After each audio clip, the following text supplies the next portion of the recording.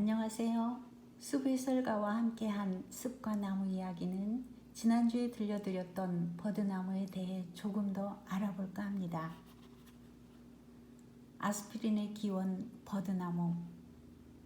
아스피린의 역사는 버드나무 껍질에서 그 실마리를 찾을 수 있다. 버드나무 껍질이 해열, 진통, 소염 효과를 갖고 있다는 사실은 서구 의학의 아버지 히포크라테스가 발견하기 훨씬 이전 기원전 1550년에 만들어진 파피루스에서도 기록을 찾아볼 수 있다. 하지만 이런 버드나무의 효능은 민간요법으로는 널리 사용됐으나 중세의 의사들에겐 별다른 관심을 끌지 못했다. 당시 약전에서도 관련 기록을 전혀 찾을 수 없었던 오랜 세월 이 자연치료법은 서서히 잊혀지고 있었다. 하지만 1763년 영국의 성직자 에드워드 스톤에 의해 이 자연치료법은 다시 부활하게 된다.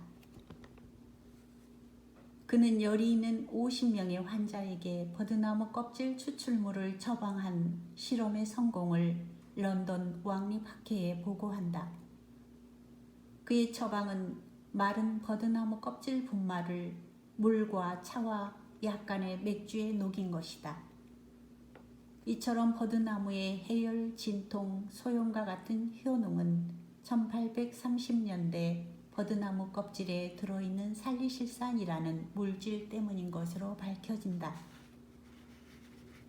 살리실산의 명칭은 버드나무의 라틴어인 살릭스에서 유래한다. 이어 마부르크 대학의 헤르만 콜베는 1854년 살리실산을 화학적으로 합성하는 데 성공, 1859년에 그 구조를 밝혀냈다.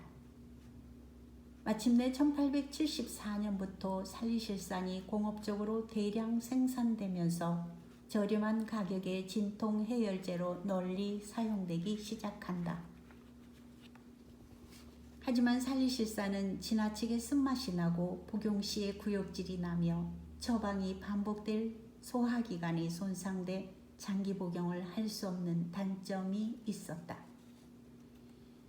이런 살리실산의 부작용은 최소화하고 효능은 동등한 아세틸 살리실산을 개발한 사람이 바로 호프만 박사이다. 호프만 박사는 1897년 8월 10일 아세트산을 이용해 살리실산을 아세틸화시킴으로써 화학적으로 순수하고 안정된 형태의 아세틸 살리실산을 개발하는 데 성공했다. 혹자는 호프만 박사의 아스피린 개발이 그의 아버지에 대한 효심에서 출발했다고 주장한다. 호프만 박사의 아버지는 중년이 지나면서 류머티스 관절염으로 고생을 하고 있었으며 당시 유일한 치료제인 살리실산을 처방받고 있었으나 맛이 좋지 않고 소화불량과 같은 부작용이 심해 제약회사에 다니던 아들에게 새로운 약을 구해달라고 부탁한다. 이에 호프만 박사가 연구를 시작했던 것이다.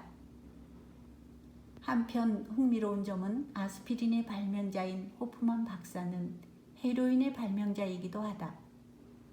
공교롭게도 호프만 박사는 세계에서 가장 성공한 합법 의약품과 불법 의약품을 동시에 개발한 사람이기도 하다.